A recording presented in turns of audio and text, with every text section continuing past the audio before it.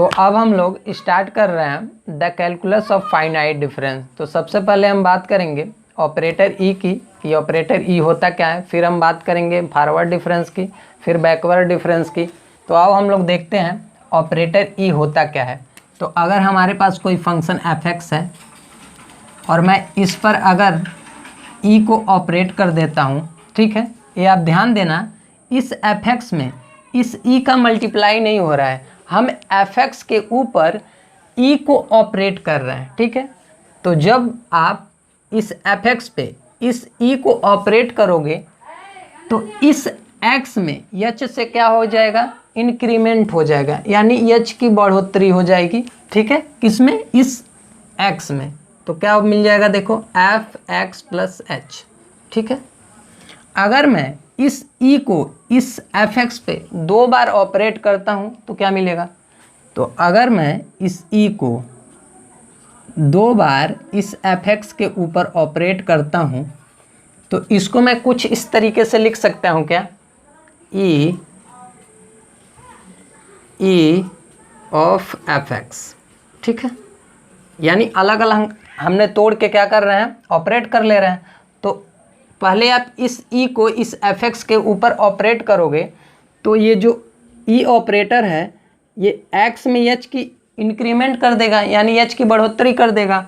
तो क्या मिलेगा, ई, ये बाहर ई ऐसे ही चला आ रहा है, ठीक है। अभी हम इस ई को इस पर ऑपरेट कर रहे हैं तो क्या मिल जाएगा, एफ एक्स प्लस एच, ठीक है।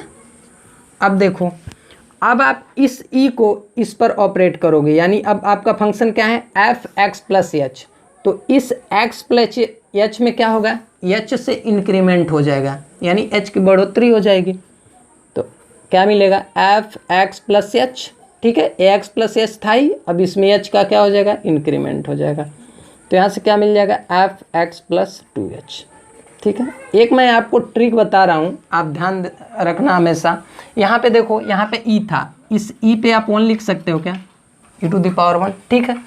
तो जब यहाँ पे 1 था तो यहाँ पे 1h का इंक्रीमेंट हुआ था, यानी यहाँ से जब भी आप ये पावर देखना और जो भी फंक्शन दिया रहेगा उस पावर के हिसाब से यहाँ पे उतना h आप इंक्रीमेंट कर देना। तो यहाँ पे 1 था तो हमने क्या किया था, 1h का इंक्रीमेंट किया था, या h लिखो या 1h लिखो, ठीक है, बात एक ही है, ठीक है। अगर यहाँ पे क्या था, e⁻2 था, ठीक है, यानी हम 2 बार इस एफ एक्स पर ऑपरेट कर रहे थे ई को। तो यहाँ से आप सिंपल लिखना चाहोगे तो आसानी से लिख लोगे। इतना देखो कैसे, यहाँ पे 2 है ना, तो आप 2h का इंक्रीमेंट कर देना इस x में। तो देखो x प्लस 2h, इसमें क्या किए हैं, 2h का इंक्रीमेंट कर देना इस हिसाब से, तो x प्लस 2h। ऐसे ही मान लो अगर आपको दे दे E3fx, ऐसे मिले तो आप इससे देख के कर लोगे कि नहीं, एफ एक्स प्लस 3h, ठीक है। ऐसे ही e⁻4fx, ठीक है, ऐसे रहे तो आप कर लेना एफ एक्स प्लस 4h, मैंने अभी बताया था। ऐसे मान लो अगर e⁻n रहे, ठीक है, fx, तो क्या हो जाएगा, एफ एक्स प्लस ये पावर देखो nh, ठीक है। मैंने आपको ऐसे भी बता दिया और एक ट्रिक के बेस पे ऐसे भी बता दिया, ठीक है। ऐसे ही मान लो अगर आपको E−1 fx मिल जाए तो सिंपल जो मैंने अभी बताया था, अब क्या करना है, यहाँ पे माइनस है ना, तो माइनस एच हो जाएगा, यानी -1h हो जाएगा।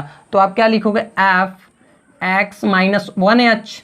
तो 1 को आप ऐसे 1 लिखो या 9 लिखो, बात एक ही है, ठीक है। तो ऐसे ही मान लो e⁻−2fx, ठीक है, तो क्या हो जाएगा, F x minus 2h, simple, ठीक है। ऐसे ही e⁻−3fx, तो एफ एक्स माइनस 3h, ठीक है। समझ में आ रहा है आपको। ऐसे ही मान लो n पावर हो जाए e⁻−n fx, तो क्या हो जाएगा, एफ एक्स माइनस nh, ठीक है। तो आपको ई ऑपरेटर समझ में आ गया। अब हम बात करेंगे फॉरवर्ड डिफरेंस की, ठीक है। तो इसको आप नोट करो।